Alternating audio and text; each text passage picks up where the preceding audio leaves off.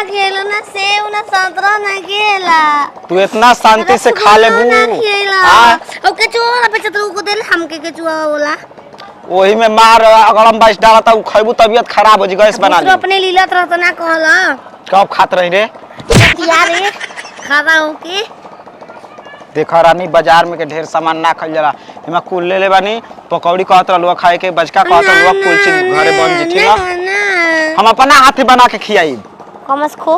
हां कमस कमस कसम कहल जाला ओके। हम अपना हाथे खियाई बना के छान के। ताकत ऐसा तो भोसड़ी वाला लाइन मारे।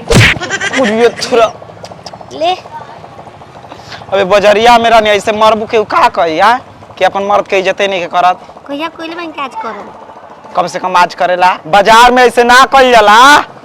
हैं? बाजार में ऐसे ना कल जाला। हां करब रे। घरे जितना मारे कोई कबार लियो। तारा हम छुआ बब।